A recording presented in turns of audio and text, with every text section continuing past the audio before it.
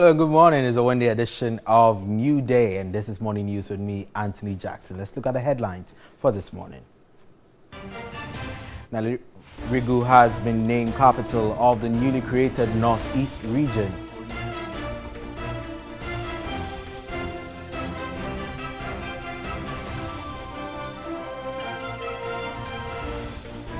The Vice President, Dr. Mahamudu Bawumia, has reiterated government's commitment to promote the automobile industry in the country.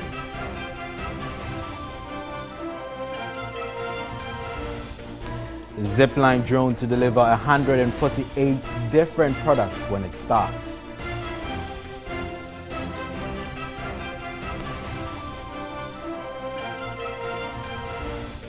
And on the international front, President Donald Trump said on Tuesday he was unhappy with a deal struck by congressional negotiators on border security.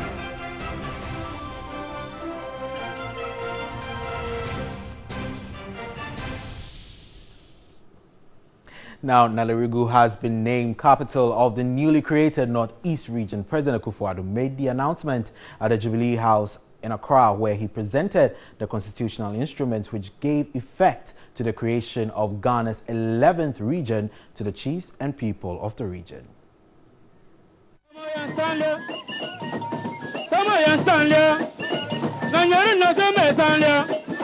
Led by the Nayiri, the overlord of the Mamprugu traditional area, Na Bohigu Abdullahi Mahami Sheriga, the chiefs and people were excited as they settled for a historic meeting.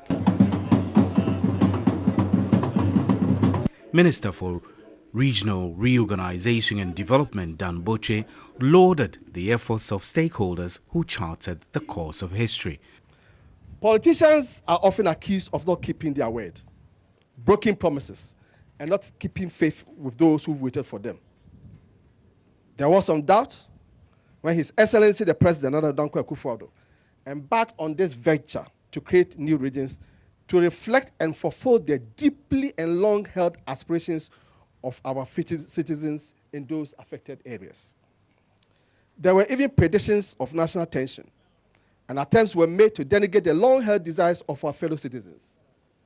In the face of such doubts and hand-wringing, it took a key leadership quality to ensure this went ahead.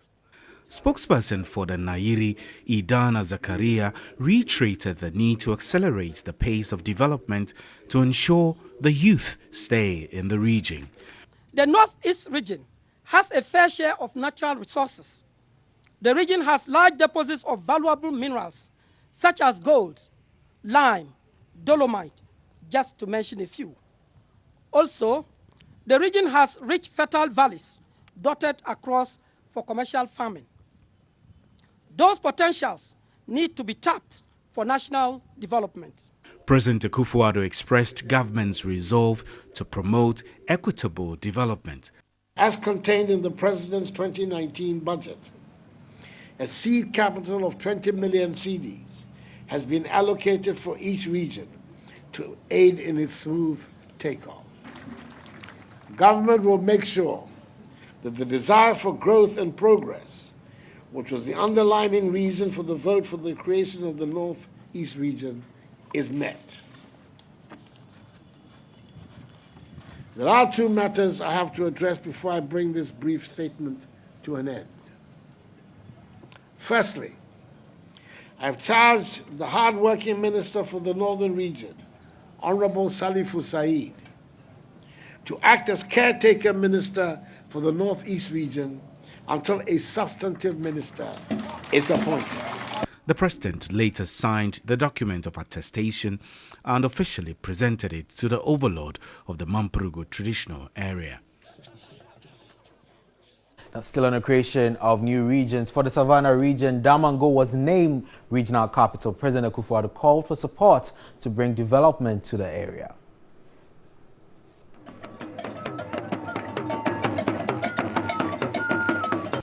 President Akufo-Addo signed the attestation document for the creation of the Savannah region amidst wild cheers.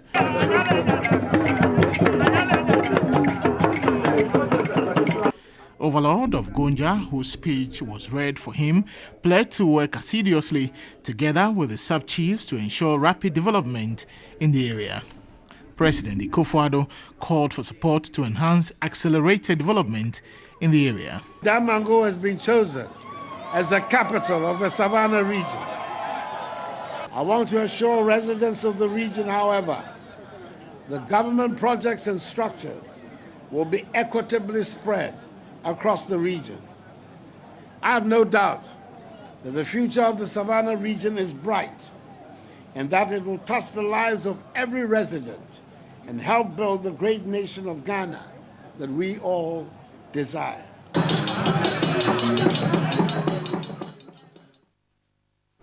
Well, now let's head to Parliament, where the Privileges Committee's report on the breach of privilege and contemptuous remarks allegedly made by the MP for Asin Central Kennedy Ejapon was stood down after the Speaker called for it. Chairman of the committee, Joseph Osei-Owusu, said he did not have a copy of the report.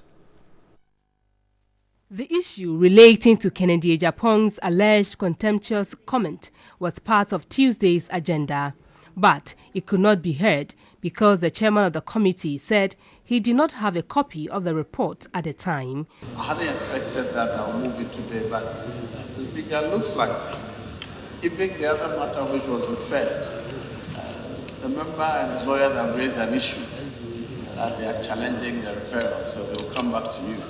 The Speaker, in the second, may I suggest that this question will be agenda tomorrow. The Speaker insisted he gets a copy for the matter to be taken on the floor. The Speaker stood down the motion after MP for Wa West, Joseph Yelechire, also complained MPs did not have copies of the report. Still in Parliament, concerns were raised about ministers failing to attend before the House to answer questions. Aspect of oversight, one of it is done through questions. If ministers could just write and then the questions are taken off, the Speaker, it will impede this House in the performance of its function. Because for the past 2 weeks alone, not less than 5 ministers have written for their questions to be stood down. I agree with him, and I'm sure it is good for the minority chief whip to draw the House attention to the attitude of some ministers who are not prepared and are not ready to come to answer questions, that we will try as much as possible to convey this message to them. The Deputy Minority Leader, James Kluche Aveji, for instance, read a letter from the Communications Ministry indicating the absence of the minister. But the minister, who was in the House, gave an explanation.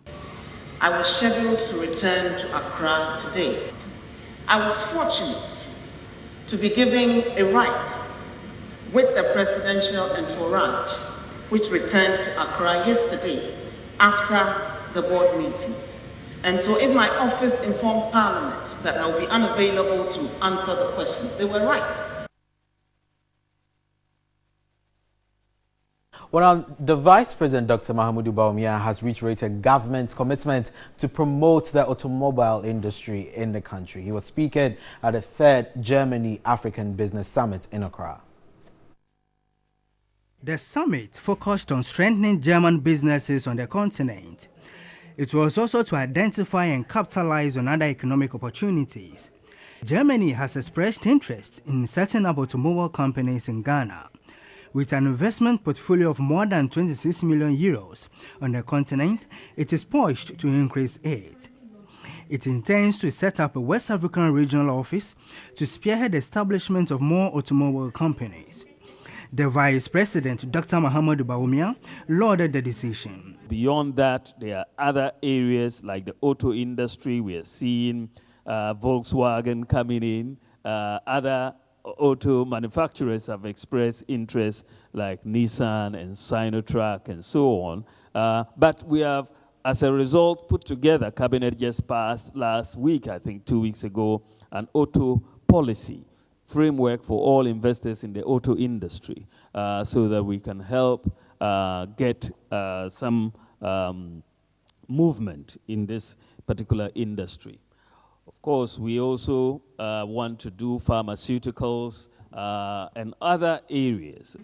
Federal Minister of Economic and Cooperation of Germany, Dr. Gerd Müller, was grateful to government for showing commitment to support German businesses. Yesterday, I visited this wonderful, interesting cashew company, and I've heard that there are some German investors are interested to invest here in Ghana to create jobs, not in Germany or in Europe, to create jobs here in your country. Chairman of the Sub-Saharan Africa Initiative of Germany, Professor Heinz Walter Grob, pledged an increase in German companies in Ghana and on the continent. It is now 10 years of Africa Kommt. German companies, together with the GIZ, train and educate young African talents through a one-year program in Germany. Based on that program, B. Brown employs today 12 young managers in our African operations. While the Association of Ghana Industries, AGI, says it expects no increase in utility tariffs. This is on the back of recent demands by utility companies through the Public Utilities Regulatory Commission, PURC, for upward adjustment of tariffs.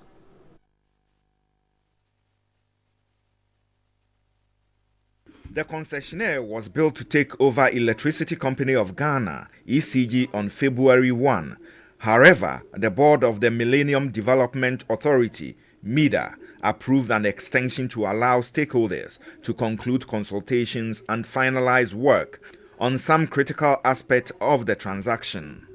With the uncertainty on when the consortium of investors, led by Manila Electric Company, Meralco, will take over Electricity Company of Ghana, there are already demands for upward adjustment of tariffs by utility companies, including ECG. The president of the Association of Ghana Industries, Dr. Yao Edujemfi, does not expect businesses to be burdened by any increase in utility tariffs. We are expecting to see if at least there could be just a minimal tariff or no tariff at all, that we stay where we are, because one of our major challenges is the cost of utilities. So we are hoping for the best, that at least there will not be a greater increase, which also will affect us, because once the tariffs go up, of course our electricity bills also go up, not only electricity but water as well. So we are expecting that at least things will normalize, and even if there's an increase, it should not be something that will break our backs. What we are expecting to see is really the flow of funds into local businesses. This is on politics now. 6 flag-bearer aspirants of the opposition National Democratic Congress, NDC, have called for all lapses in the guidelines for the conduct of the party's presidential primaries to be addressed as a matter of urgency to ensure that the electoral process is free and fair. A letter to that effect, dated February 10, was signed by Dr. Yao Ato on behalf of the aspirants' technical committee. The 6 aspirants are Alban Bagwin, Professor Joshua Alabi, Sylvester Mensah, Augustus Stano, Ekol Spiogabra, and Nuruddin Idrisu. Former President John Dramani Mahama is the 7th candidate, but is not part of the 6 petitioners. One of the issues pointed out by the 6 aspirants was that the guidelines had not provided adequate description of electoral processes to be carried out and monitored by agents. They also added the guidelines did not state the rights and obligations of various stakeholders, including agents, Electoral Commission, Elections Committee, and other party officials clearly. Also, they argued that the document did not provide standards to which the Elections Committee was committed and the complaints and redress mechanisms available to aspirants. Among the other grievances raised by the aspirants are that no notice of polls has been issued 2 weeks to the election, and aspirants were not invited to oversee printing or distribution of notices, meaning that the Electoral Commission is in breach of its guidelines. They also raised concerns that there were issues about the Electoral College, voting modalities, and ballot box printing that ought to be addressed immediately to forestall the integrity of the electoral process. The letter, which was addressed to the chairman of the party's National Executive Committee, Kofi Ato, and copied to the General Secretary of the party, Johnson Esiedun Ketia, The chairman, Samuel Ofosu-Ampofo, as well as the chairman of the Council of Elders of the party, former President Jerry John Rawlings, indicated that the candidates were prepared to discuss the outstanding issues with the election committee. Now, when Ghana kickstarts its zipline drone delivery, 148 different products will be stocked for distribution. Unlike Rwanda, that currently distributes only blood via zipline, Ghana will include the distribution of essential medicines and children's vaccines. The Eastern region will be Ghana's first zipline drone center for distribution.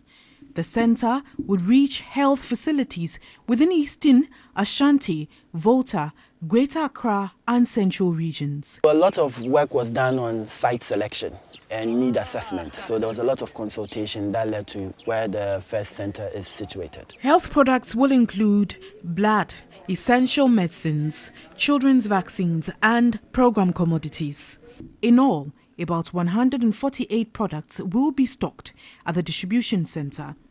There will be 13 blood products to cater for cases including maternal and road accidents, between 60 to 70 essential products to cater for cases including snake bites, rabies and heart attack, 10 products to cater for cases including yellow fever and measles, while program commodities covers between 30 to 40 products for TB and HIV and AIDS. But what went into the selection of the medicine range? The product list wasn't selected by us. We worked with a team of healthcare experts within the public space. Started from a list of over 3,000 medicines that is supplied, and they worked judiciously to trim it down to 148 that they think that essentially almost every healthcare facility should be able to carry. The first distribution center will serve over 500 facilities, which includes more than 30 hospitals, 60 plus health centers, and some 300 CHIPS compounds. According to officials of Zipline, the drone will replace emergency and not routine transport. Well, let's do some entertainment stories now. Social media is buzzing with comments following a tweet by Sweden-based musician Patapaa, who insists his name will be in the history books of the Grammys someday.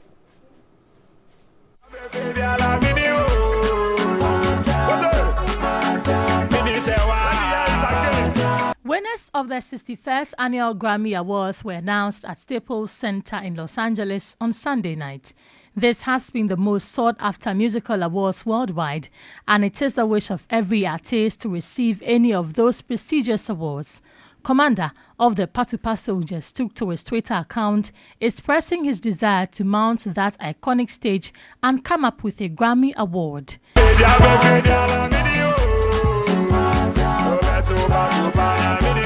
His tweet reads, one day, we will win Grammys.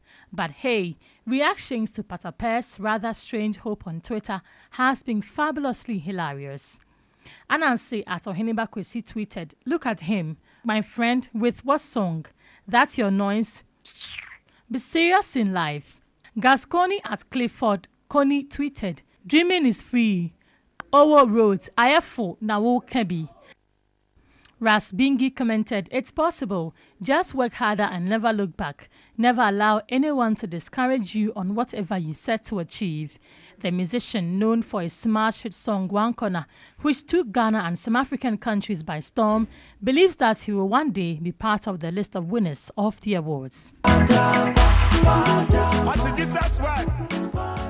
Well, best of luck to Patapaa. Let's do some international news now. President Donald Trump said on Tuesday he was unhappy with a deal struck by congressional negotiators on border security that denied him funds for his promised U.S.-Mexican border wall, but did not reject it outright as fellow Republicans urged his support. Trump's demand in December for a $5.7 billion from Congress to help build a wall on the southern border triggered a 35-day closure of what is about a quarter of the federal government.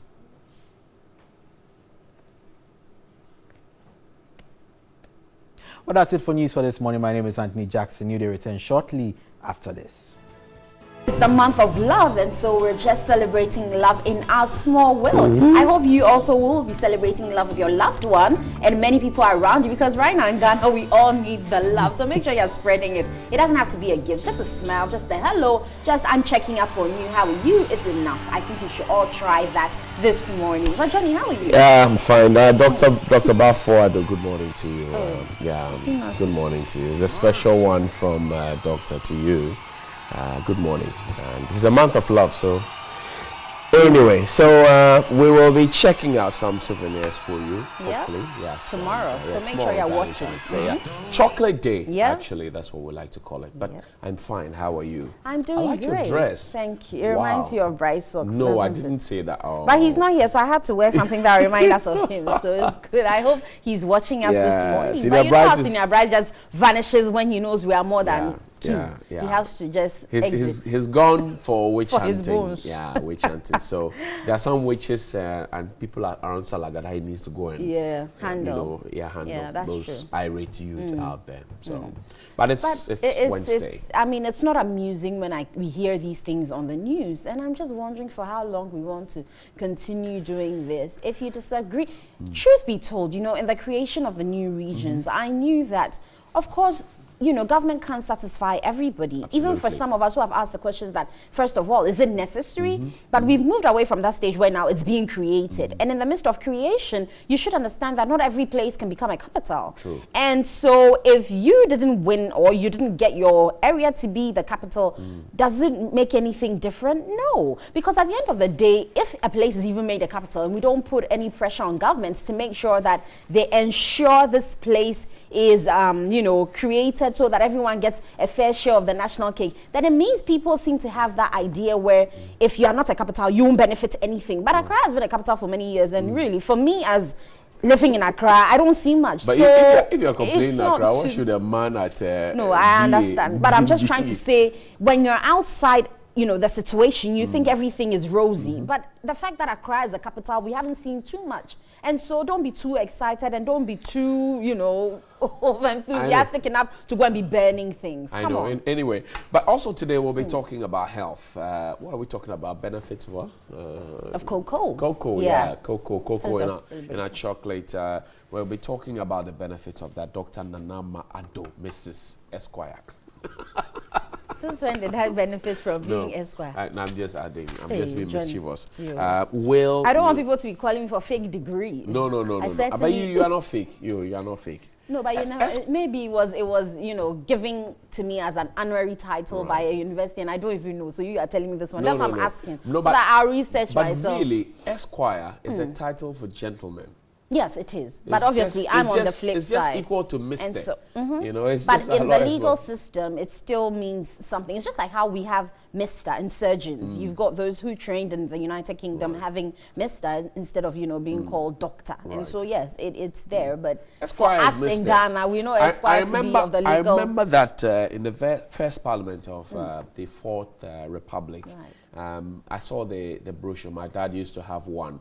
Every single parliamentarian at the time used Esquire. You know, they wrote their names and they used Esquire. So the Dana Product Piece of this world, all of them had Esquire there to their name anyway. Yeah, but we'll also be talking about creating jobs in the agricultural sector, because Yara Ghana is doing something great, and they'll be joining us in studio to delve into that. Then Silver Star will also be telling us something very interesting. We don't want to give you any hints, so make sure you're glued to your TV so that you find out what do they have in store for us. Then, of course, like Johnny said, we'll touch on benefits of cocoa and the next top actor. Next top actor, that's what you need to be looking out for. The man who created Things We Do for Love, XOXO, YOLO, LNG, Sadia, and many others will be in studio. He's picked people from nowhere and put them up on that mountain, and he will be here. Mr. Eddie Sedo will be here to talk to you about the next top actor. I'm sure you've been thinking, how do I get on the silver screens and shine like the Jackie Appiahs of this world, like the Ajiti Anans of this world, like the Majid Michelle, or whatever it is, like the Denzel Washingtons of the US and of Hollywood. Well, this is your chance to shine. The next top actor. If you don't have your form yet, pick it up. It's only 50 Ghana cedis. You can come to the front desk of TV3, or you can go on to 3news.com, download the form, fill it, and get ready for the auditions. We'll tell you more about that shortly. Yep, and so let's put some brakes on it. We'll come back with more. Stay tuned.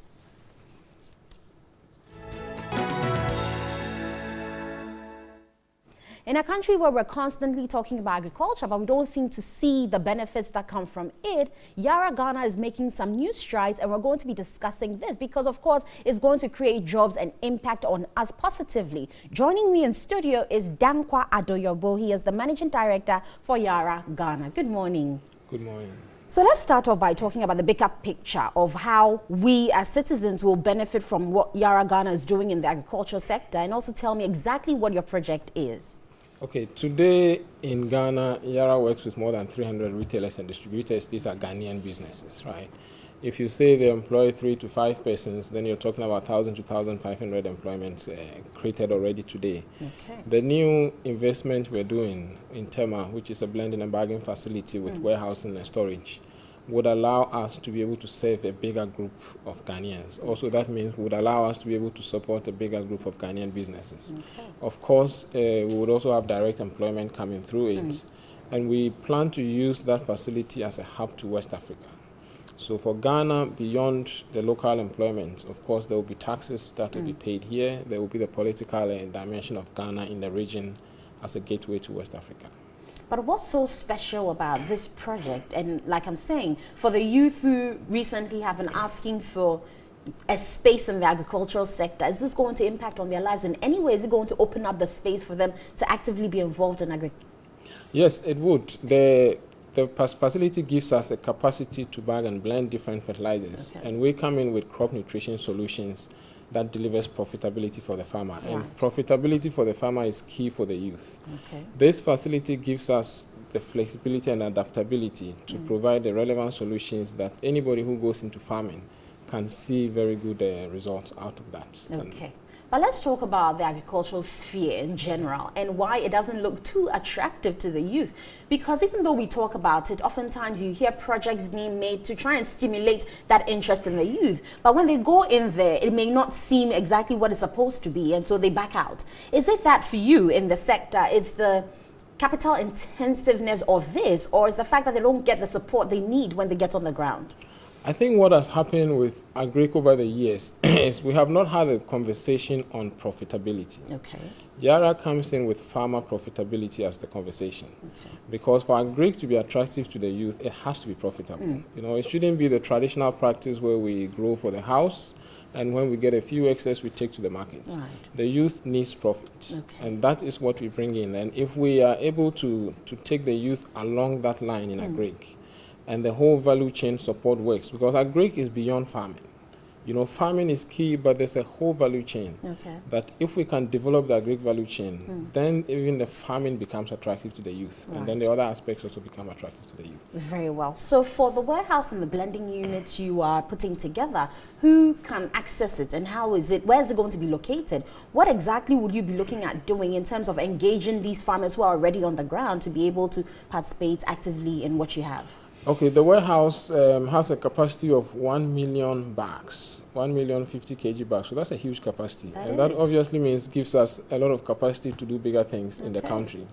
We do a lot of training and farmer field days. We have demonstration fields around the country.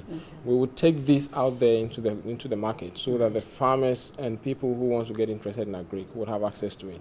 In terms of location, it's in Tema Community 3. It's very close to the port expansion project. For those who are also familiar with the cocoa board warehouses in Tema, it's not very far from there. Okay. So for... President would be there. It would be nice to see the president there. The Minister of Agric would be there, the Ministry of Trade would be there, the Norwegian Embassy would be there. We have customers who would be present as well. And some of our key stakeholders like the port authorities, the revenue authorities would be there to grace the occasion. When is that taking place and where? It's scheduled for 20th February, which is next week, Wednesday. Okay. And we're doing it on the facility itself. And people would have an opportunity to tour the facility when we have done the inauguration. Well, talking about government participation in this particular inauguration is also key to touch on the fact that some government policies affect agriculture. For Yara Ghana, in your positioning, have you seen the transition over the many years and how some of these policies have affected Agric? Is it going toward the right direction or are we retrogressing? I think over the years, we have been here for more than 10 years. We have worked across different governments. Every government has had a good intention to develop and promote agri.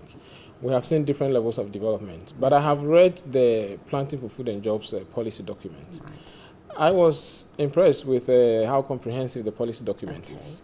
So the key, I think, for us as a country is how the execution of that document would translate. And if that happens, we would see a good transformation. I think there's a very good intention by the government today in transforming agri. And agri can be the backbone even for industrialization. So that would be key if we can manage that. Certainly, it will be key. And I'd like to say thank you to you, Mr. Dankwa Adoyobo, Managing Director for Yara Ghana. We have been talking about the fact that they have 2 investments that they're going to inaugurate next week, 20th February, and the fact that it will create some jobs for youth in agriculture and many other people who are interested. So make sure you stick with them and find out what's going on in the space so you can be involved. But let's go out and rant with Zubaida in the north as people talk and rant about the capitals that have been created for the new regions. Let's find out what your take is.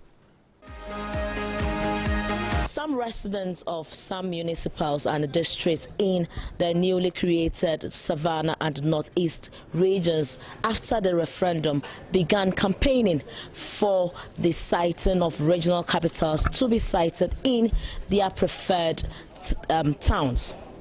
However, yesterday, the President Nana Addo Dankwa Akufo-Addo brought finality. The people should not have been worried, but they are looking at the current situation that we have at hand. Like if you consider Northern region in particular, Tamale is the capital city, and if you compare the developmental projects that is in Tamale here, or if you compare the development in Tamale here, to see a district like maybe Yendi or Savulwo, you see that the comparison is incongruous. So those new regions, they are looking at that particular picture that inform the agitations that we witness. So now that the president has come out and allocated the regional capitals, let's say Naliago for the Western North, and the Northeast, and Damongo for the Savannah regions. What I'll entreat them to do is that they should intensify education so that the education will inform the people that, oh, the fact that you didn't get the regional capital doesn't mean that you will be deprived of when it comes to development. So that is what I'm trying to put across, to challenge the authorities to intensify education so that the people will know that the fact that you didn't get the regional capital, it doesn't mean that all is lost on your part as far as development is concerned. I think I'll take the opportunity to thank Nana Akufo-Addo, the President of the Republic of Ghana, for fulfilling one of his numerous campaign promises during the 2016 elections. I think as a decisive government, Nana Akufo-Addo and the MPP government, they are able to constitute a ministry on its own to manage this whole creation of new districts, and that is the regional and development sources. The regional reorganization and development ministry. And as a ministry, I think they have achieved their objective. When you come to the creation of the new district regions, nobody will tell you that obviously development is really coming to us. Everybody is elated for the creation of the new district. But I would like to tell my brothers who don't get the opportunity to be chosen as the regional capital, I mean the towns, they shouldn't be worried so much, because Nana Akufo-Addo is development oriented, which I believe development will reach everybody wherever you are. What makes you believe that development will reach? Of course, the Minister for Regional Reorganization, but you mentioned that development is going to be shared across all these towns. But do you think that he can walk the talk? I'm asking this question considering northern region, the then northern region, which constituted of these other 2 regions that have been carved out, and with its capital being in Tamale. Do you think that development was fairly distributed looking at northern region? No. Yeah, when you consider the no. And as I mentioned in my preamble, if you compare, you can't compare any district or municipality to North Tamale, which is the metropolitan assembly, as far as development is concerned. So that prompted the agitations. And he was talking about the president fulfilling his campaign promises. It is not about fulfilling campaign promises, because former President Osagyefo Nkrumah and Rawlings, they never needed the creation of Ministry of responsible for creation of regions or integrating whatever. They never need that particular thing. But they've created regions. And now that every president, every government and your objectives. And when you look at Nana Akufo-Addo and the MPP, they crafted their own objectives. And if they are fulfilling their objectives, I don't think it's out of place. But the creation of the regions, we jettison that particular ministry, because that was created solely for the thing. So what are their responsibilities? But the regional reorganization and development. So once the regions have been created, they have to ensure that the development I'm telling you, my brother, listen. The regional integration minister responsible for the creation of the. I'm telling you that there were some particular government there were some particular government. Now the issue is that if I am a resident in Wali Wali, or I'm a resident in Salaga, I was agitating that Salaga be made the regional capital. I didn't get it. And we're lobbying and campaigning. And now I did not get that. Should I be worried? No, you shouldn't be worried at all, because we can't have multiple regional capitals within one region. So once Nalergu and then Damongu happen to get the nod, we should support them, and then we should commit ourselves. Like the president rightly mentioned, we should be citizens and not spectators. Everybody hands on deck, and then we'll move the country forward. And education is the key here. Yeah, they were agitating for it, but they didn't get it. Kudos to the president, who is the final arbiter on this matter. He has selected some particular districts to be the capitals of the region. So the National for Civic Education, this is now their time to intensify education to those who didn't get it. You see, but I've mentioned that in my preamble, but we were beating about the bush, thanking the president, which is his responsibility that he has fulfilled. So there's no way that you thank him again. After all, the parties that you are trying to lampoon, all of them, in the run-up to the 2016 election, they all promised creation of regions. So if by God's grace we have this particular party, that is the NPP, which came power. No. Well, you've just heard from our ranters this morning. My name is Zubaida Ismail. This has been Daily Rant from Tamale, and thanks for doing the watching.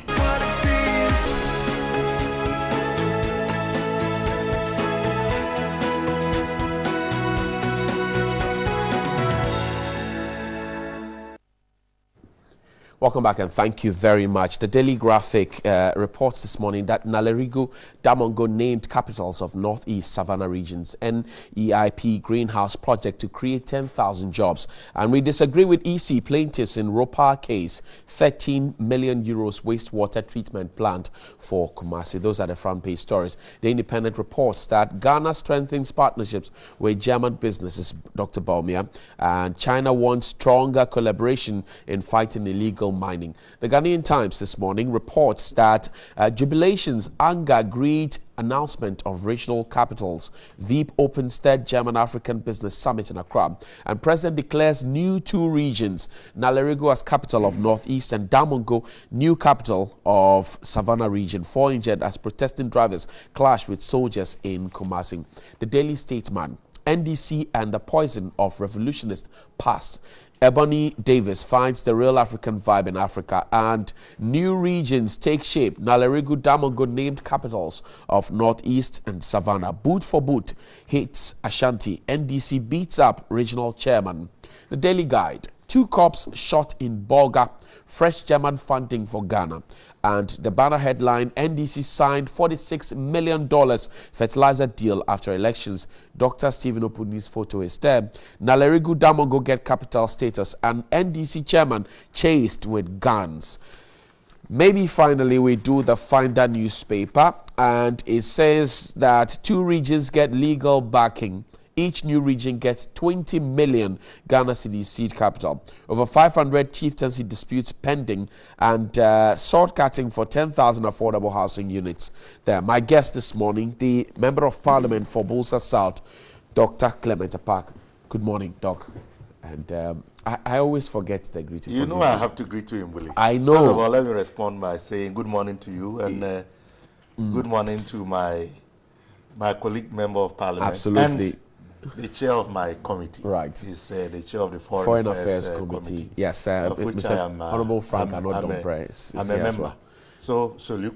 Then you say Solu Nalong. Solu Nalong. Kubasa, then you say Kubasa. Kubasa. Okay. Solu. Solu Nalong. Kubasa. Nice one. We got it there. And the Honorable Frank Anodon is the MP for Insolvent Treasury. Honorable, welcome. Good morning. Good to have you here. Grateful. Great. Grateful. Let me say good morning to my very respected Dr. Park. Right. Very dependable friend and a member of the Foreign Affairs Committee. Very, very important personality amongst the membership, and I have a lot of respect.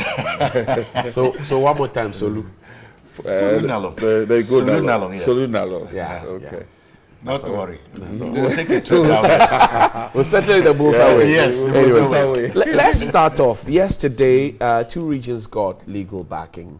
And we were all happy until later when we heard that there's some disturbances in Salagam, that the MPP office there had been set ablaze. Some billboards bearing the president's photo has also been pulled down. And this morning we're getting updates that about 7 people have been arrested.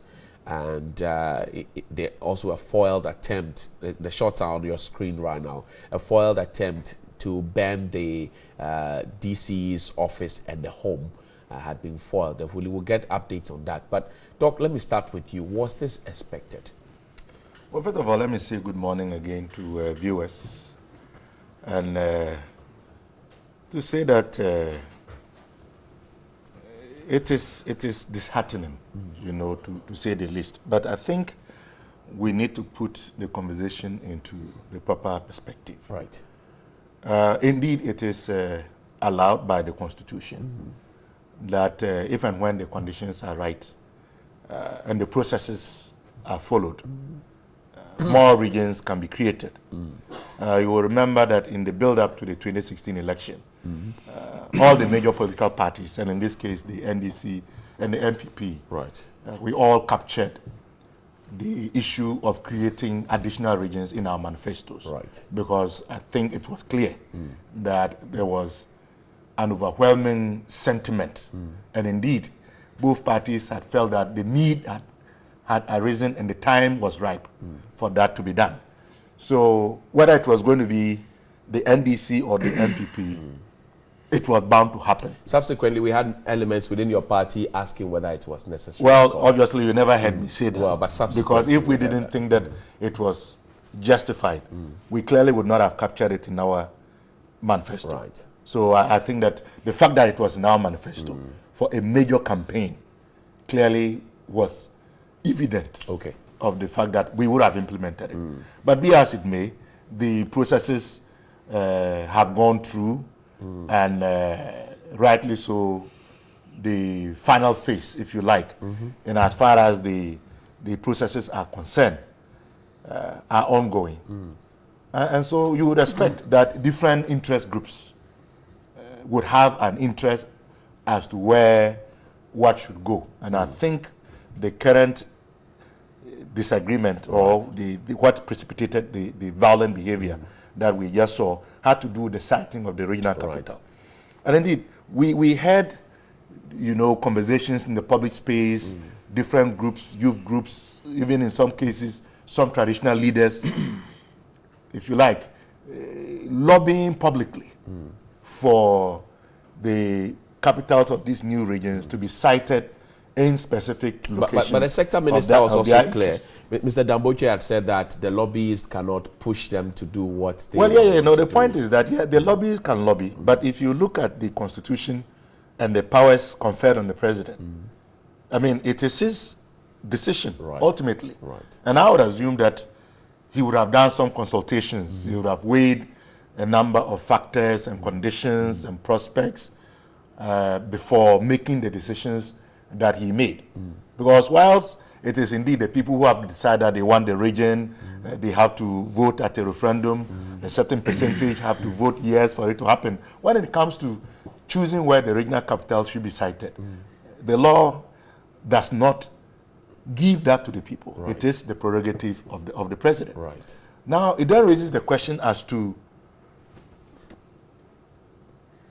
whether or not certain groups were given assurances or promised that where they wanted the capital to be would be where the capitals would be.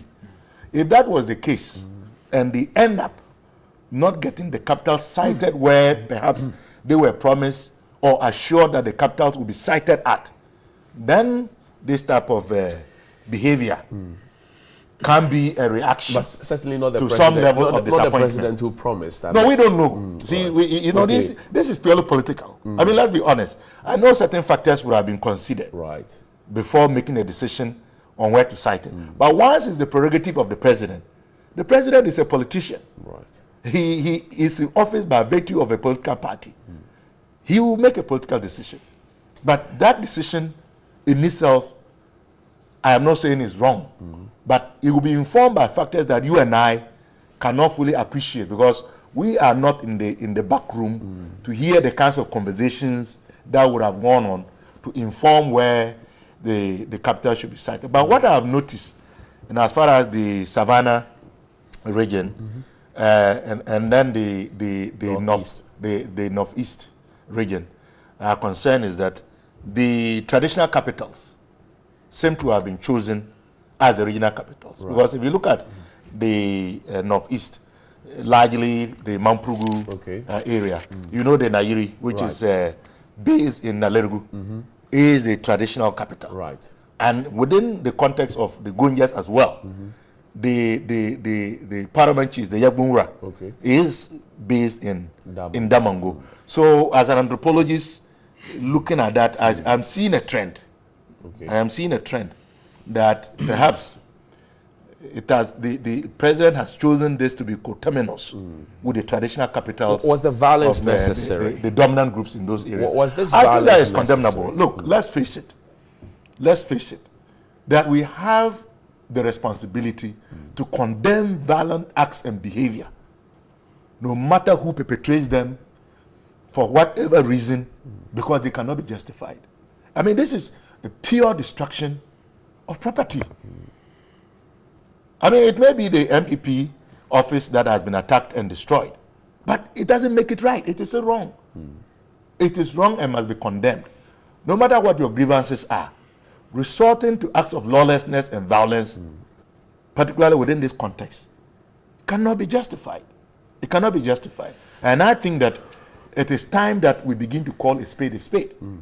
Trying to excuse violent conduct or behavior that is disruptive to life and property and has the ability to disturb the peace cannot be condoned under any circumstance. So I condemn what has occurred, and I hope that, you know, the law will be allowed to take its course. Honorable Dr. Coming for me, was anybody promised as the indication, or if you like, the suggestion we're getting, that there could have been a possible promise to a group of people that, look, we're going to make Salaga, for example, the capital in this instance? Was anybody, do you know if a promise was made? Well, let me say good morning to my cherished constituents in Salma Dreji.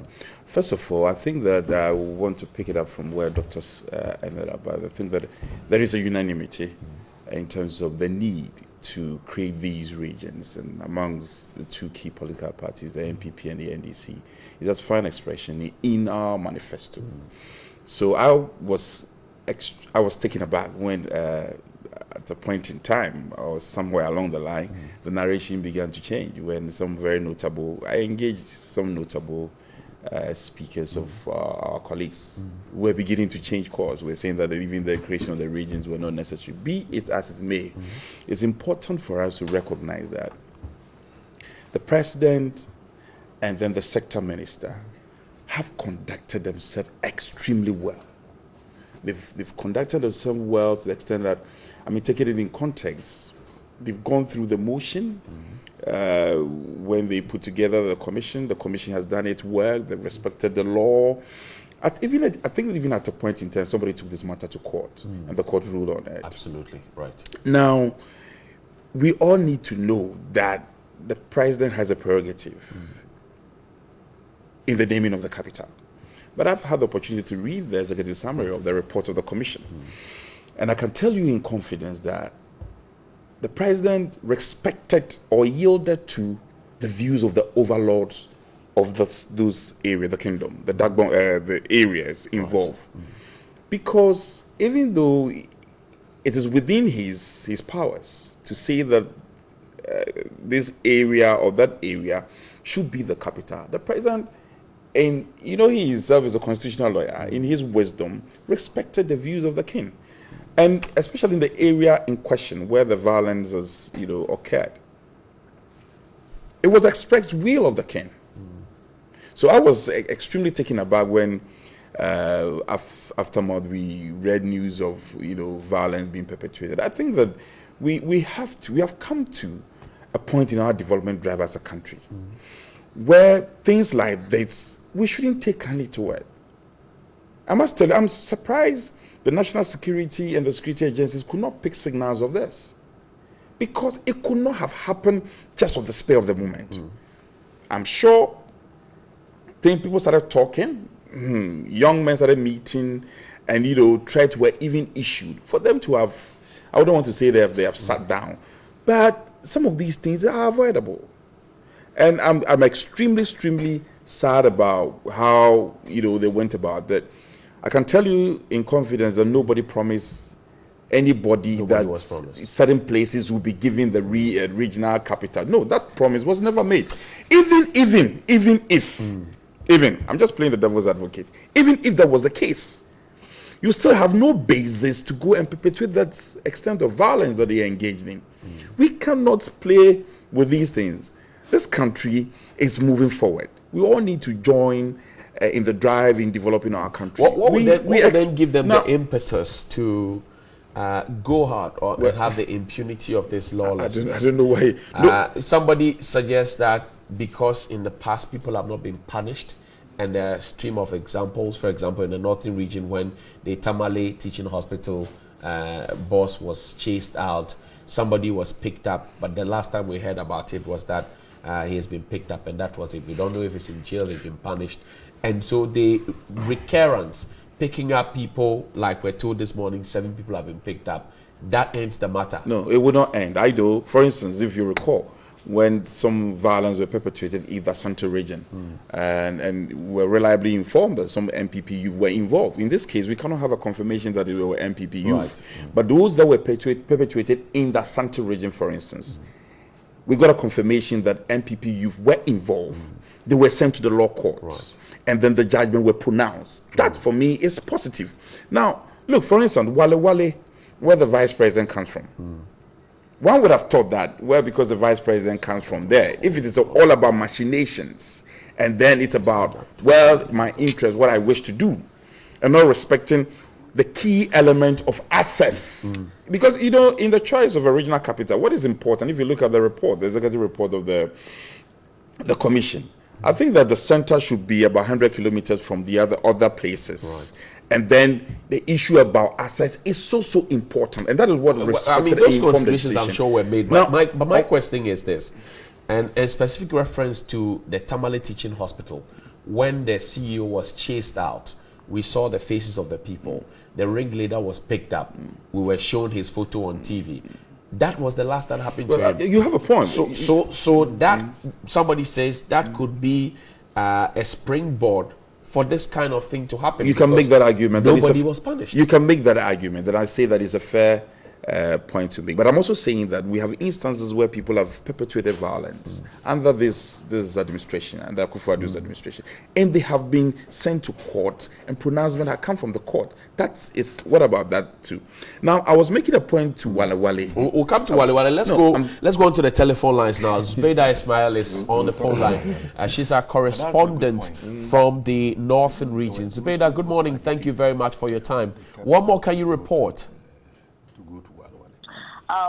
Information that I gathered from the police this morning indicates that 7 persons were arrested early this dawn, and then they are currently in police custody at the East Gonja Police Headquarters. The PRO also indicated that they are also they are continuing search for some more suspects, and once they are able to identify them or they are able to pick where they are currently, they will pick them up. Now, this was because these persons are suspected to be those behind the burning of the Salaga South NPP constituency office, which happened somewhere around 5:30 p.m.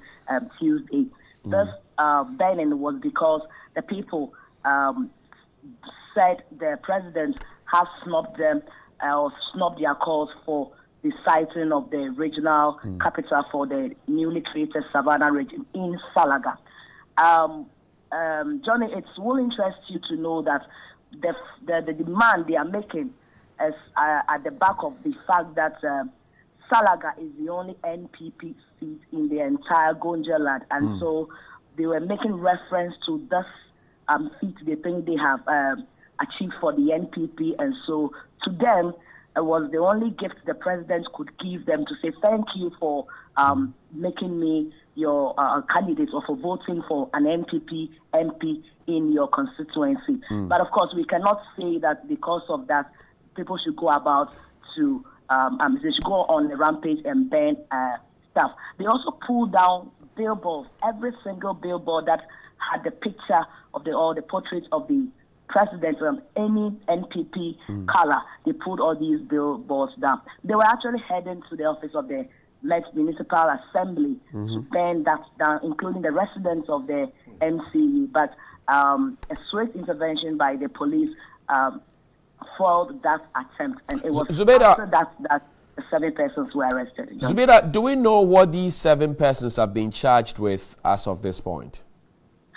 No, picked up, and then later this morning, the charges that will be leveled against these persons will be made known as we monitor the situation. But for now, we do not know what charges these persons are going to face. Those who indicated or suggested that, well, because Salaga is a stronghold of the NPP, and which is why they thought that this could have been a perfect gift for them, did they also indicate that a promise was made to them to that effect, that Salaga would be the capital for the northeastern region?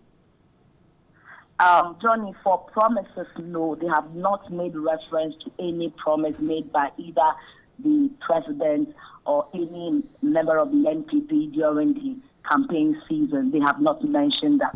For them, they think that the president should have heeded to their call by making Salaga the regional capital for the Savannah region, and that is why, once that was not made, they went on the rampage. For promises, I must say they have not mentioned any promises, Johnny. The mood and feeling at this point in Salaga, I'm sure you'd want to paint that picture for us. What is it? It's all mixed feelings, because people were very dull. The overlord of Gonjaland, Yagbonura Tuntumba Boresa, had made it clear that Damangu was the preferred choice of the traditional council. But you still found sections of the people in Salaga still doubting whether indeed the president would heed to the advice or the call by the traditional council to make Damangu the regional capital. And so, even though it was a request by the overlord, people still felt that no, the request by the overlord should not be heeded to, but instead their request of Salaga being made the regional capital should be heeded. And so that was the hope they kept holding. But of course, at the end, they did not get that. So the feeling is one of the mixed one as to whether people should choose celebrate because Amango has mentioned the regional capital, or they should join the bandwagon of people going on rampage and being sad about this whole situation.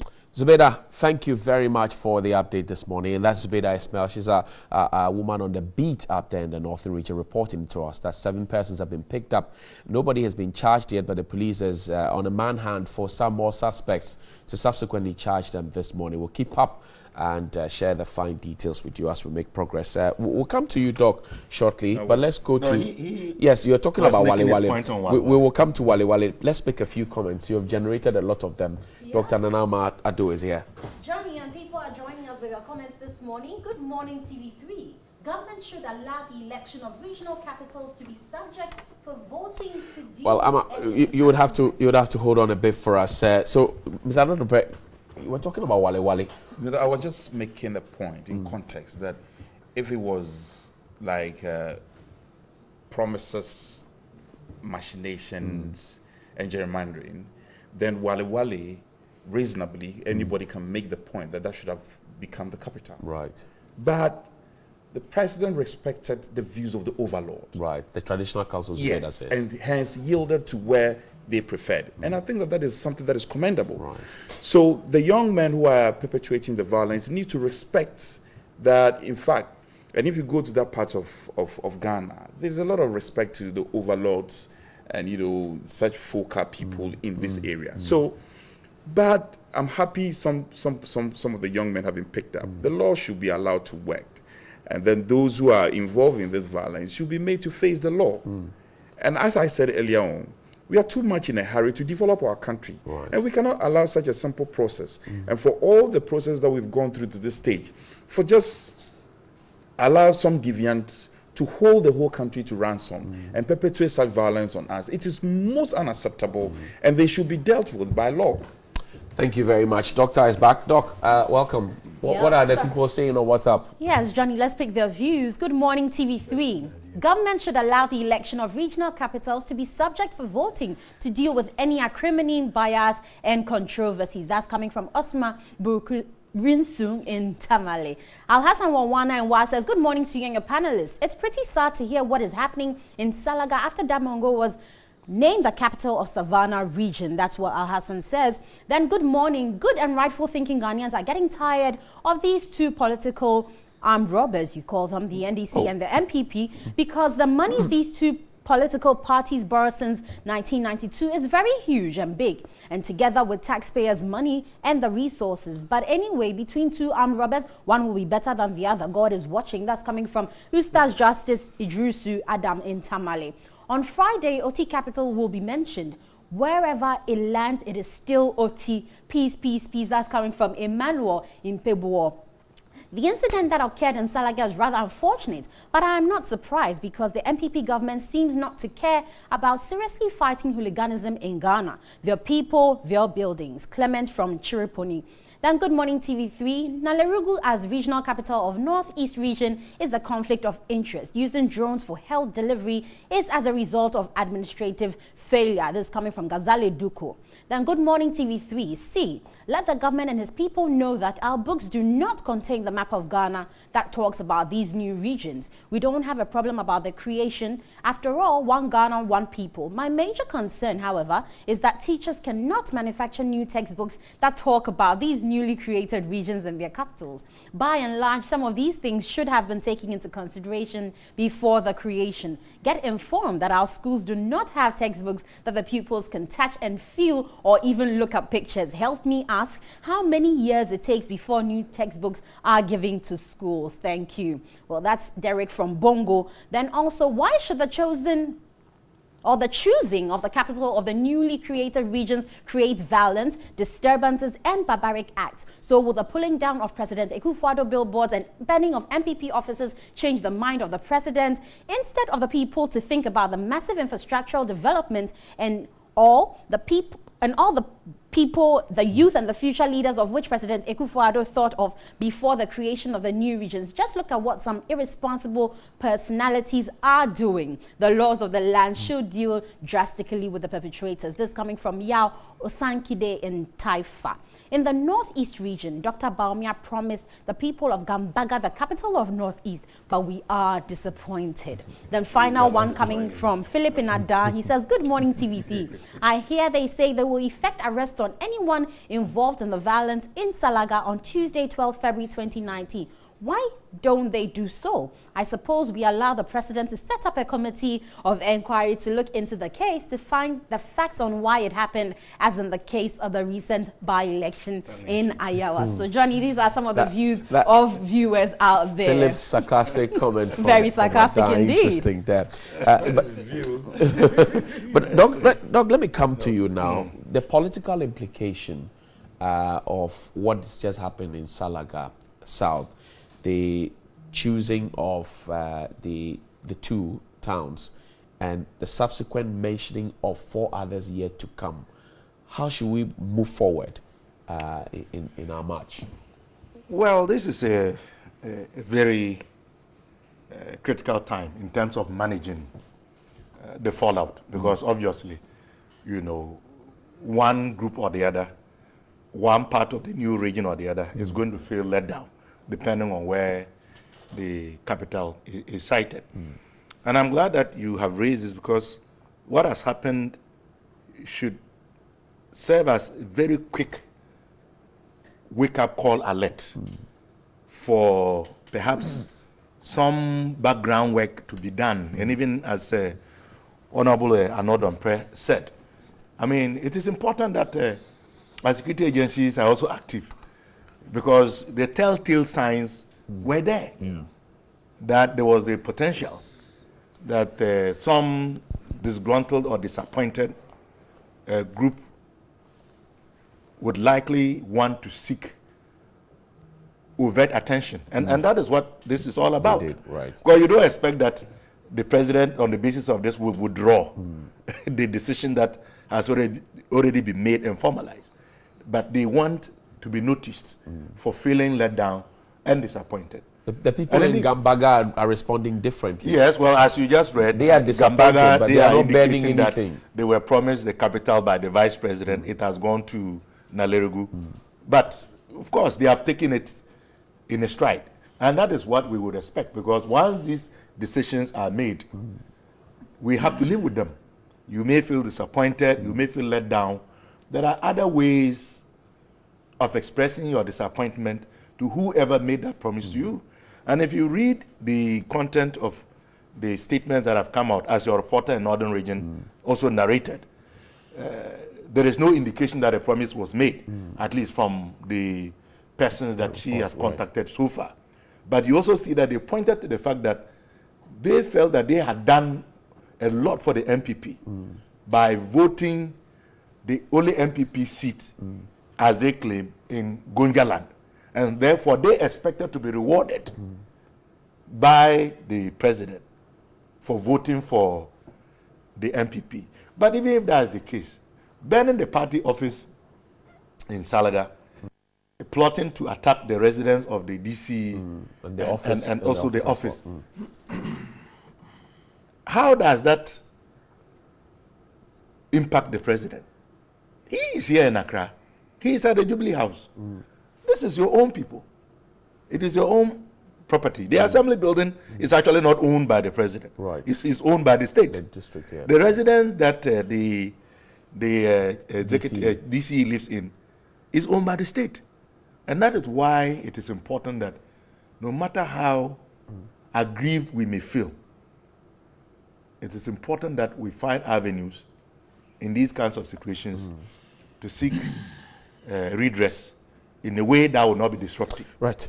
So there's a lot more that we can discuss on this matter. And I'll put the same question to you. 4 more capitals will be named, I'm sure that in the coming days.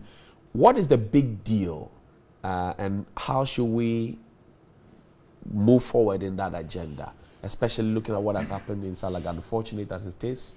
I think that we've been nudged rudely, and it's also a wake-up call. In as much as I congratulate Honorable Nambuche, because I know the load of work that has gone in there, I think that there is more work to be done. And here, I think we cannot distinguish or leave out the overlords and the traditional leaders and the opinion leaders in these setups.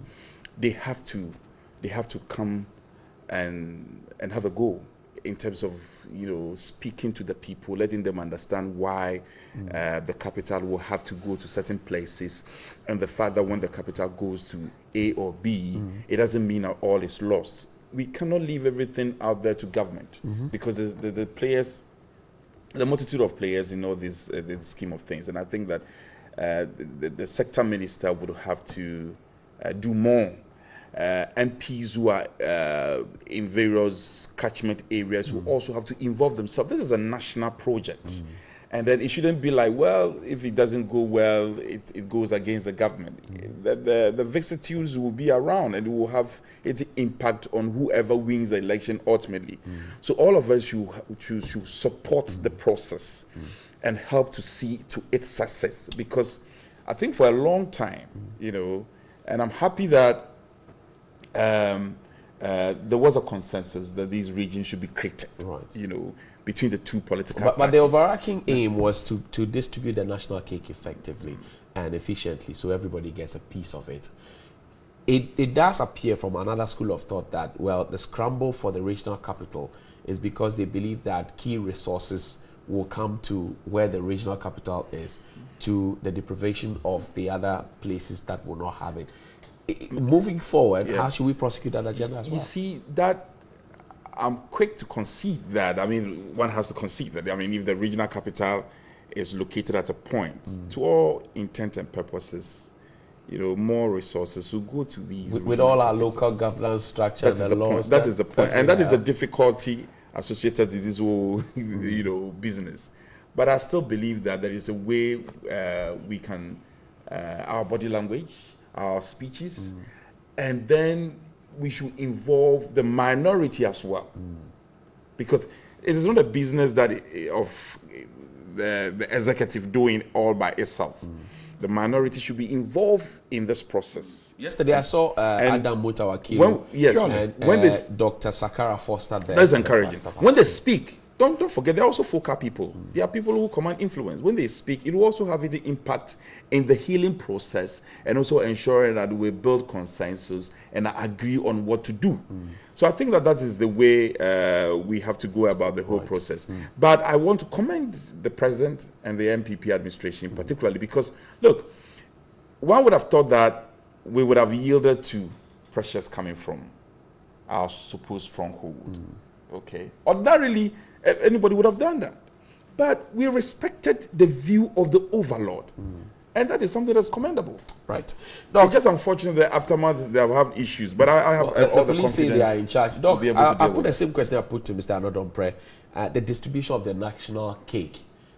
Yes, we can have the capital here. Resources will come there. But should that be to the disadvantage of those who don't have the regional capitals?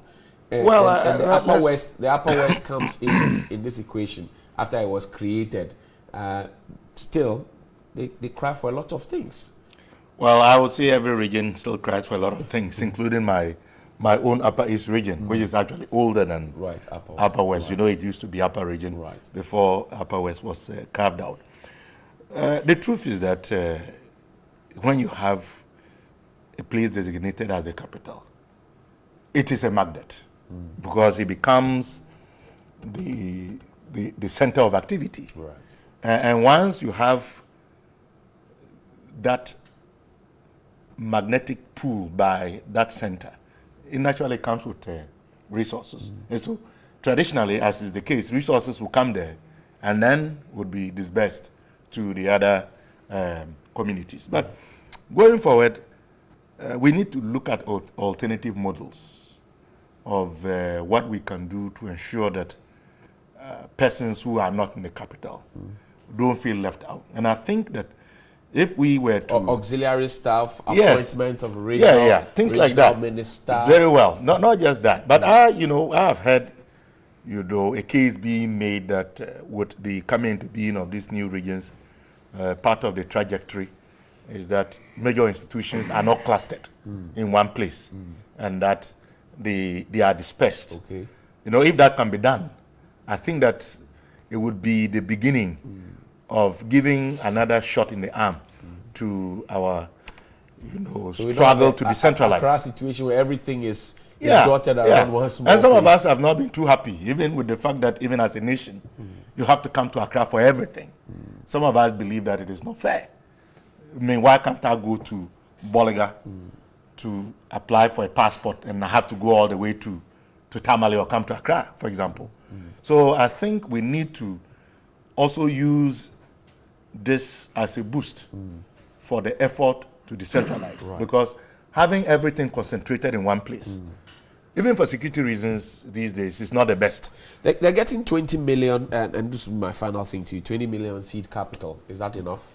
Well, I would say it's not enough, because if you look at what is required, you know, to even get a district, a new district going, let alone to speak about a region. 20 million for all 6 of them, right? Yes, everybody gets 20 million. It's definitely not sufficient. But of course, it's a start. But I certainly would not believe that anyone would agree that 20 million divided amongst the 6 of them will be sufficient. How much would have been sufficient? Well, it is hard to tell, but I know that 20 million will not be sufficient. Because even putting up, you know, a regional level health facility,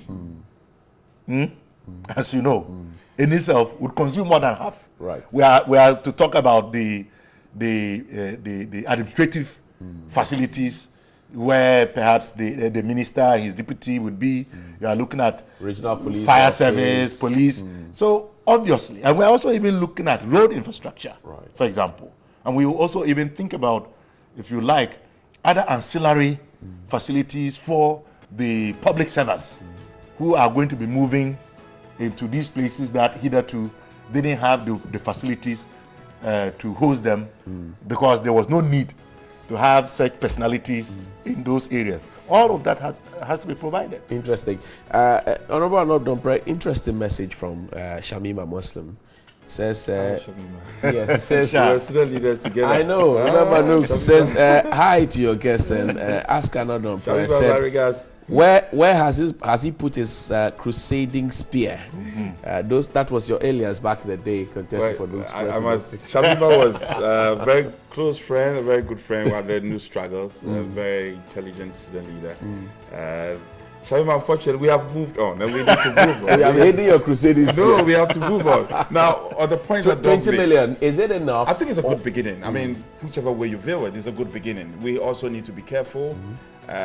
We don't throw the national budget out of gear. You know, we have a bit of constraints and challenges. I think that it's a good beginning. I would say that. And you ask Doc, how much is enough? Then he says he will not be able to tell. But I gave an example of something that can consume this entire amount. No, I agree with you. I agree with you. But I certainly is the first year. We are going to do more. I know how passionate the president is about this whole regions, and the fact that we need to take a cue from what has happened before, where it will not just be the fanfare of creating the regions, but it will also follow up with the needed, I mean, we do the needful, so that it comes along with the needed project and development that we all expected. But I think the parliament, we also have an oversight role to play. Right. When Doc says that other ancillaries and facilities don't necessarily overly concentrate in the regional capitals, Parliament, we can begin that. Well, I mean, speaking from the position of government, I'm sure that we could even have auxiliary staff, you know, some of the regional staff, you know, appointed from other parts of the region, so that everybody feels involved. Yes, when we do that, I mean, it becomes all inclusive, and we'll be able to cool down tempers for people to appreciate that there is a real paradigm shift from what has happened before. Because I think that they are also informed of what happened before. When the regional capitals are named, then that's the end of it. I mean, everything is overly concentrated there. I think we need to pick a very good lessons, to pick a cue from that and going forward and to picking people to work there. It shouldn't be job for party boys and girls. I see. People must be recruited based on their competence. Yes, it will be. I agree that the appointment of the political reps, fine. But the rest of the bureaucracy, the bureaucrats who are needed, it should be based on merit. I see. Professionalism. Professionalism. Not job for the boys. Yes. That I can assure Dr. Thank you very much, gentlemen, for your Tuesday morning. Dr. Clement Park is the MP for Bolsa South. Most grateful for your time. And Frank Anadompe is the Honorable Member of Parliament for the Insawama Jointry area. He's also the Chairman for the Foreign Affairs Committee of Ghana's Parliament. Gentlemen, thank you very much. And thank you for watching. Thanks for your messages. And Henrik Shepla. Good morning. So let me allow you to introduce yourselves. Mr. Kalmoni, I'll start with you. Yes, my name is Mustafa Kalmoni, General Manager for Commercial Sales at Silver Star. Silver Star is the sole distributor of Mercedes-Benz in the country for trucks, cars, passengers. As well, we undertake delivery, spare part, genuine spare part for Mercedes, and as well service all over the country. Nice. Mr. Schaffer, what about you? Yeah, my name is Henrik Schempler. I'm CEO of Karl Friedrichs GmbH, this means limited, German company, and I'm a car body engineer. I started my career in a car body building at the age of 16. Nice. So I have a long time experience, and I'm happy here to sit together with you and talking about ambulances. So let's talk about the ambulances. What for you is so special about the one that is being brought to the Ghanaian front? And why is it important that Silver Star would want to partner in, the government of Ghana to make sure this becomes a reality? Well, let me say we are Mercedes-Benz. Our undertaking this job for an ambulance is manufactured to respond to the medical and trauma emergency in all the country. Okay. Of course, it is to undertake the disaster rescue and emergency response, especially at high speed. So it is important to have a very good car, solid, and this is the reason why we are having this Mercedes-Benz to promote in the country. Very well, and I'm sure that's where Mr. Shepla comes in, because you, from what I understand, are a bodybuilder. What does it mean, and why are you so interested in the ambulances? What specifications are you looking for to making sure that the ambulances that come to Ghana are tailored for our kind of, system? First of all, I know Silver Star more than 20 years because we're doing business with our friends at Mercedes-Benz Silver Star. They're importer of Mercedes-Benz vehicles in Ghana. And we as company Friedrichs are a qualified and preferred supplier of the Mercedes-Benz company. And Mercedes-Benz has a big, wide range of vehicles, and the Mercedes-Benz Sprinter is a perfect base vehicle to create ambulance cars out of it. And the company Friedrichs was founded 179 years ago, 1840 in Germany. This was a family business, but now owned by a foundation, very social. And so since 20 years we work very close together with Silver Star, and I think together we can have the perfect solution for the Ghanaian market. Mr. Kalmoni, so tell me about what the government of Ghana particularly wants to see in these ambulances that you are bringing up. As we said, the ambulances is based first of all on a Sprinter chassis, and it has to have build specification. And the build specification, that the structure has to be very, very solid, and as well as economical and safe. And in having said that you should have a very solid shock absorber. We at Mercedes-Benz, we have different type of shock absorbers, for example. So therefore we have to know what to select. We have a different type of tire from many manufacturers, well brands, so we have to know what to select. And then also we have to make sure that it is long lasting, heavy duty. These are the components where you can see somebody can make a mistake without knowing the specification of the need of the Ghanaian need. So then you can make a mistake. So that's why we are trying not to make such a mistakes. But will this be the first time you're supplying any kind of vehicle to the government in Ghana? No. We did supply, so for several institutions, we supply to the Ministry of Health under the blood control. We supply as well for Bank of Ghana. We have supplied as well for the Ghana airports. And also we supplied for the Chief of Staff as well. So these are vehicle, and also if you want to have another good example is DHL. For example, DHL, every day they go to Takoradi and Kumasi, so it tells you how robust is the car and long lasting. Very well. Mr. Shepla, are the requirements for the kind of ambulance you make or bring for Ghana different from the ones you make in Germany, and why so? On the one part, yes, because the specification for the European markets are a little bit different because we have other road conditions or other climate conditions. This is the most biggest difference, but we designed a special for a rough use ambulance car for the African market. and it's not typical German over-engineered. It's more for the rough use and rough road conditions. But the most important, the medical equipment we are using inside the ambulance cars is exactly the same we are using for West European ambulance cars. It's the best we can get. Most of them is all made in Germany or made in West Europe to really not spare the money on the wrong side. Mr. Carmoni, let me come to you because Mr. Scheffler talks about the components of an ambulance. When we talk about the ambulance, is it just going to be the vehicle that Silver Star is going to provide, or you're looking at essentials that you also make sure are fitted in that to make it complete? Yes. First, we have to know what we have. We here in Ghana, we have a slight problem with the diesel. That's why we look upon Euro 3. Euro 3, it means 50 ppm of sulfur. Okay. And so therefore we have to be very careful because sometimes the sulfur content in diesel in Ghana, it can be higher. Right. So therefore we have to make sure that we're having this specification, because the Euro 5 and 6 of what they use in Europe, it is not adaptable to the country. Right. And this kind of question is we have to be approved and homologated by the Mercedes-Benz, which will give us the warranty, because at the end we are selling a product with warranty. Okay. So every component has to be approved by Mercedes-Benz. Correct, absolutely correct. Interesting. That sounds nice. And you seem very proud of us. Look how you relaxed after saying that. But let me come to you. Do you have different types of ambulances and the things that you install in them at every country? Of course, normally we have two standards. One of the standards is a patient transfer unit.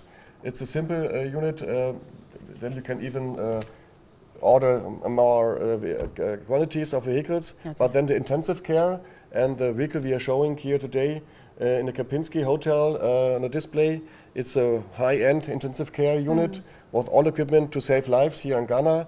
But the most important is we are building the vehicles individual to the demands of the customer and the client. Yeah? And if the Ministry of Health has specific specs or the National Ambulance Service, then we respect them. And the prototype we are showing here in Ghana at the moment, or from today, is exactly what they want. Nice. So together, what has been the biggest amount of ambulances you've had to supply? We have supplied, as I mentioned before, we have supplied several ambulances. But the most important thing that we should not make a mistake to allow a non-authorized bodybuilder. So therefore, using even the name of Mercedes-Benz, because it's sorry to say that there have been some importation from countries, let me say like Dubai or whatever, Turkey or France. This has become a difficult, therefore, for us to service and to guarantee. Right. So this is where we don't want to reach to that stage. So that's why we are very careful when we are talking about importation of ambulances. And that's why you've gone to partner with the best bodybuilder in town. But let's also talk about some of the countries that you've sent these things to, because obviously when you're bringing something to our country where we've had so many ambulances break down, would want to know if the ambulances are durable in other countries at all. We have with our clients in other African countries, not only Africa, but of course, even because now we are in Ghana, a lot of very good experience. And of course, Nigeria, one of your neighborhood countries, Zambia, Tanzania, Algeria, Senegal, Malawi, so many African countries. And even had big orders up to 1,000 units for ambulance cars for some other government, National Ambulance Service, and even our YouTube channel. You can find several videos to approve our statement. Yeah. Very well. But let me finally ask you, Mr. Kalmoni, because you've been around on the scene for long and you've known that we've had these ambulance issues, not because we don't have the ambulances in the country, but because they break down within a short time. So you are telling us that Mercedes-Benz is trying to make sure that the ones you bring to us are going to last longer and also are durable. Definitely, with no doubt. We started this project over 5 years. Okay. So what does it mean? That means we have to follow to know what are the reasons of the accident. Right. Where is the bodybuilders, previous bodybuilders, they have made mistakes. And all these petty details, we have to accumulate them to make the perfect solution and the lasting solution. Right. And when I can please tell in addition, the maintenance and service. Yeah? We agreed together, and happy to the 5 facilities you have here in the country to give a very good service and maintenance solution, that the vehicles are not only once sold and then forgotten. So we want to see every ambulance car twice a year in the workshop of Mercedes-Benz, and together with our experts and the expert for the medical equipment, we take care that everything will be on function and inside the ambulance. So the interesting thing we want to find out is, are these vehicles being imported or are they being primarily assembled here? No, as I said, the Mercedes-Benz, from the beginning, we have to tell them that these are ambulances. Okay. It's not a van. Okay. So many people, they get confused that it is a van, then you can convert it to an ambulance. No, it is from the factory. You have to tell them that it is an ambulance. Right. The axle at the front axle, it has been adjusted especially for that. And then, of course, then we give it to our partner, which is Friedrich. Then they convert it because they are, as he said, is a preferred partner. So they are making sure that if they are changing the location of the auxiliary battery, it is certified, guaranteed by Mercedes. This is very, very much important. Absolutely. So this is how we are interested in the partnership. Very well. So, and then few years to come, where do you see this partnership leading in Ghana, particularly in the production and maintenance of these ambulances that you provide? Yes, you see, when we, as a sole distributor of Mercedes, we are connected, for example, by a system called equipment for making sure that the ambulances that are in good conditions. So therefore, we have a special diagnose. Okay. This special diagnose is linked directly to the factory on the minute. Okay. So therefore, the factory knows exactly what we are doing in Ghana at any location. So that's why it's quite important that we service the ambulances on time and good time. Nice. Mr. Kalmoni, you are here in Ghana, so I won't ask you this question, but I'll come to Mr. Shepla. Do we see you coming to Ghana more often after this collaboration? Of course. Since 20 years, I'm happy and thankful that I get always a very warm welcome here in Ghana. And I see the improvement in the last 20 years. Okay. And I will use this possibility now to say thank you to the Ghanaian people. They are very, very nice and very friendly, and happy to be here more often, of course.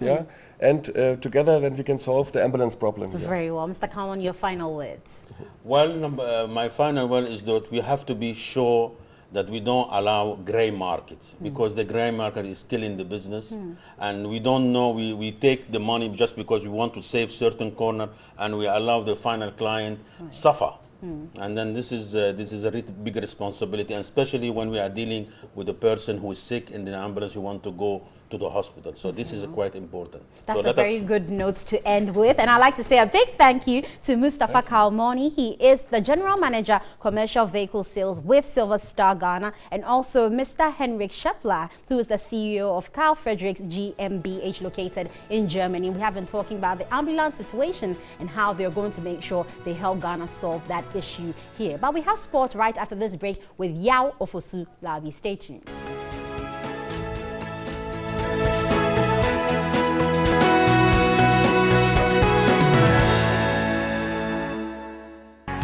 So tomorrow we will be celebrating cocoa and chocolate, and we're talking about love on that day because other people celebrate it as Valentine's Day, and that's why we're giving you the cool of love music, just to remember that tomorrow is the big day where everything will be happening. For those women who have been telling their men to bring something nice, the men are also petitioning that we change from the vest and the handkerchiefs and the socks. They are tired of it. Let's see if we can do something different for them this year. Certainly send them a hamper of chocolate. I'm sure they'll fall in love with that. But we're going to be talking about the health aspect of this because we're going to be eating cocoa tomorrow as we celebrate Chocolate Day. Joining me in studio to discuss this very important topic are Nana Eduna II from Ohene Cocoa brand. He's also known as Dr. Yao Fojo in other circles, and Dr. Jocelyn Asamwash of Dr. Jani Ventures, who is also going to be talking to me about this. Good morning, gentleman and lady. Good morning. So Nana Eduna, you wear two caps today as the doctor and the cocoa farmer. But tell me, tomorrow we're celebrating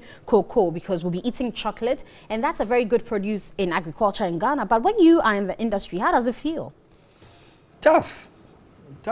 I mean, I've got a psychiatry background, so I equate mental health and cocoa farming. Right. Both tough.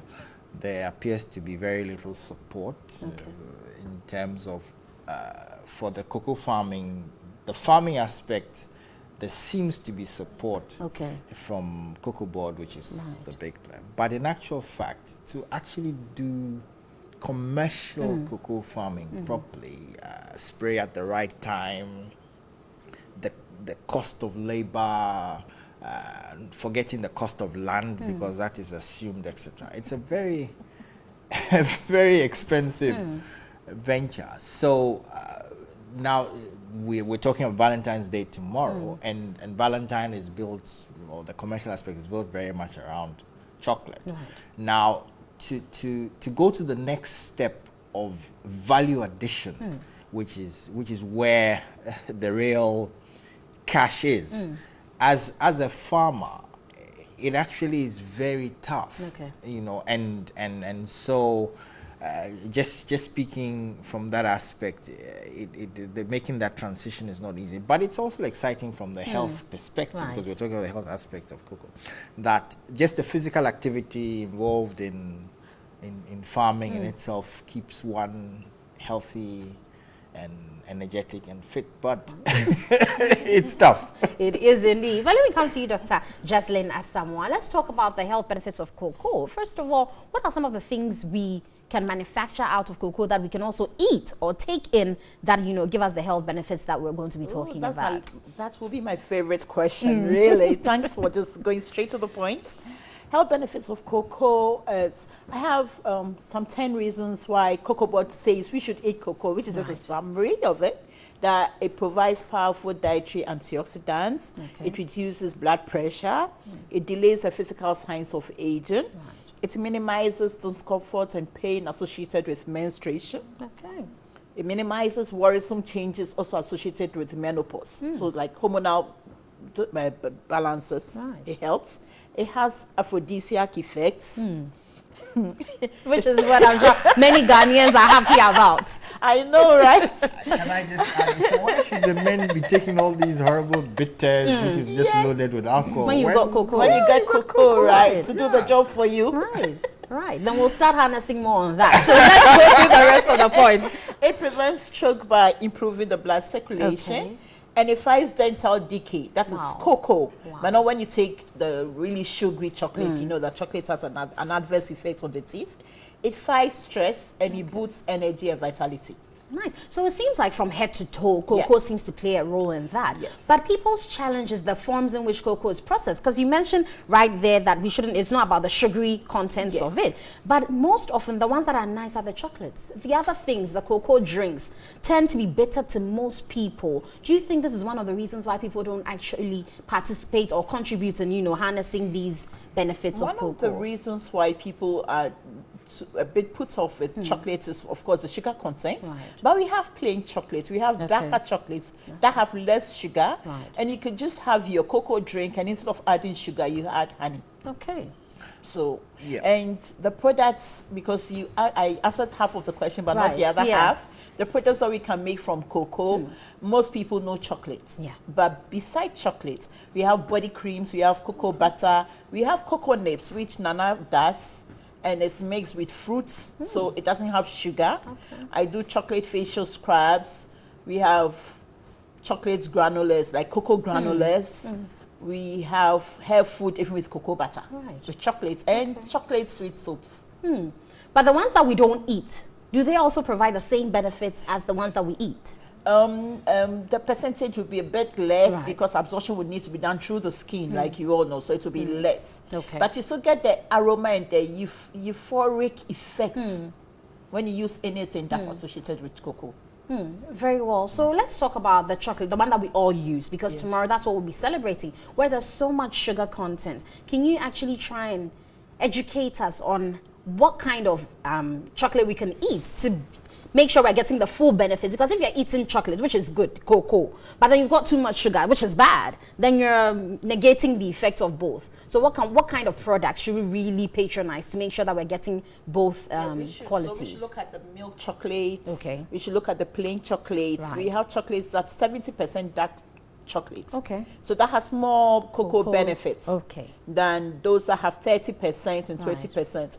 And chocolates made in Ghana are really good. Most of the chocolates that are imported actually are substituted with They've got more fats milk than chocolate. and fats and vegetable fats. Yeah. You can read it. It says it. Vegetable fats. Right. It's not cocoa. And then they write cocoa and cocoa solids maybe 3% or 10%. So it's like really minimal. So we just need to patronize our made in Ghana chocolates, which will be available at the National Theatre tomorrow. Dr. Fojo, you wanted to add something. Again, I think she made a very important point. When you look at the composition of a lot of chocolates, the key thing there is not substituted. Okay. Yeah, because cocoa butter, which I would describe as the jewel in all cocoa, is the healthy or vegetable or the healthy natural oil in cocoa, and that contains all the essential fatty acids needed for the human body. Right. Now you notice that a lot of the foreign chocolates, they are substituted part of the cocoa butter with soy butter, with soy oil, with other vegetable oils. Okay. Whilst in the Ghanaian chocolates, because we have the cocoa, fortunately we have the cocoa in abundance, and unfortunately we also go and give it away, we generally don't substitute. Right. That's very important. Another important thing also, again, talking about the uses of cocoa and cocoa butter and the theme of love, etc. I mean, a lot of the very high-end cosmetics are actually made out of cocoa and made out of cocoa butter, because cocoa butter is the one natural oil that dissolves or is able to be applied onto the body at normal body temperature, and naturally just gets absorbed into the skin. It's got that unique property where it's rubbed on the skin and it just goes into the skin naturally. It doesn't lie on the skin like Vaseline or so cocoa butter and shea butter, very, very powerful things that we do have, plus all the other health benefits that it comes with. But finally, let's touch on the female part benefits of the cocoa, because we talk about menopause and the menstrual pain that people go through. Which products per se would help in these parts, so that women, I know many women listening there were interested when they heard that the men will be happy for the aphrodisiacs, and so we'll let Dr. Mfojo touch on that when we get to talking about that part. That's so funny. So cocoa has natural alkaloids, theobromine, and it has endorphins, natural endorphins, so which increase well-being and all that. So all these things help with the pains, they help with the state of well-being, and excites, and it also has caffeine, but very minimal, which also is stimulants. Right. So when women take these, they get happy, because menstrual pains has to do with hormonal imbalances and all that. So then you take in chocolates or you take in cocoa nibs, which sort of lifts you up, lifts your mood. And some people have been saying, oh, because of that, chocolate can be addictive. We don't call it addictive. We just say you have cravings for it. But certainly, if you tip from the cravings and you need chocolate to live, then you become addicted to it. But anyway, final words from you. Just a quick one to add to that. There's a substance called phenylalanine, which is found in cocoa. And that's actually, again, applying one's psychiatry, or what did they call it, ability to understand the mind. That's actually the basis for the elevation of the in cocoa. Now coming to we the guys. Yes, the aphrodisiac.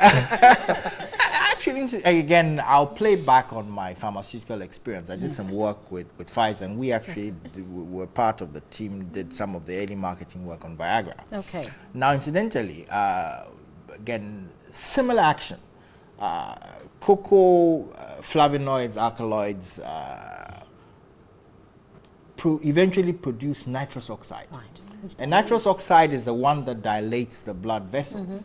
So similar action to in the way that sildenafil, etc. work. It's just that, again, we've sat down. I mean, if there's one product that we should allow herbalists, or we should allow those who sell all kinds, they say they have something, a cure for anything, on those new trains that are coming, it should be cocoa beans. Because that would be encouraging job creation for us, and we would actually be telling the truth about health benefits of something that is so easily available to us. So cocoa is a winner, and of course we've always equated cocoa to chocolate, which is not necessary. Yes, but it is way bigger than that. There's the confectionery aspect, there's the cosmetic aspect, which is huge for you women. So tomorrow is Love Day. It is. Yeah, So sorry. I think from this we're all advocating that maybe Chocolate Day be changed to the whole cocoa, so we celebrate the whole fruit, because chocolate is just one aspect of the benefits, but there are many other benefits from the cosmetic, like we said, the confectionery and all the other products. But I'm sure you've picked a thing or two concerning cocoa and the benefits, and tomorrow we will be celebrating National Chocolate Day. So make sure you get someone that gift so that they can benefit from cocoa. But we have some questions for you. Remember, we told you tomorrow we'll be sharing some goodies. So make sure you can answer any of these questions on our social media platform. So the first question is, mention one health benefit of cocoa. Just one health benefit of cocoa. Then also we would ask the second, which is, which type of chocolate has less sugar? Which type of chocolate product has less sugar? And then, what can cocoa be used for apart from chocolates?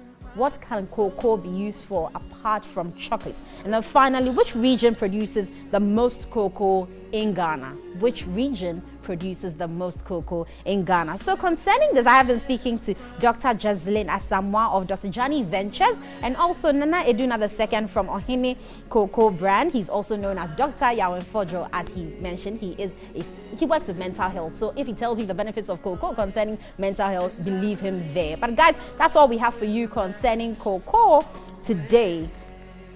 And then also, we'll make sure that tomorrow we give out those gifts if you're able to answer any of these questions on our social media platform. But we'll take a break. We'll be back with more here on Newday. Do stay with us. Okay, welcome back. Now we're wrapping the show in grand style. We're talking about the next big actor. We're talking about that, the next star to emerge from here. And if you've been dreaming of becoming an actor, well, there's one man who has the penchant, he has the skill, the gift, the acumen of picking people and making them into stars, transforming them from little creatures into very, very giant monsters. Take a look at that video first of all. Then you get a taste of what I'm talking about. And if you haven't picked up your forms yet, you should grab your forms from 3news.com. That's the website to go and get the forms, or you come to TV3, the main gate, the main reception, 50 Ghana cedis only, and you're in it to win it, I'm sure. Okay, we're ready now. Take a look at this one. When we return, there's more on your screens. I'm going to take responsibility for putting Bob on life support. Farida, I told you had a struggle over the gun. That's poor, Jamal. I heard Bob shout, and then the gunshot. Mind you, there was a witness. We work for Don Pedro. Jesus Christ. Yes. Jesus is powerful. But Don Pedro, very dangerous. Listen, we can talk here. Meet me at point C in 1 hour. Let's lose your driver. I am Farida. I invented attitude.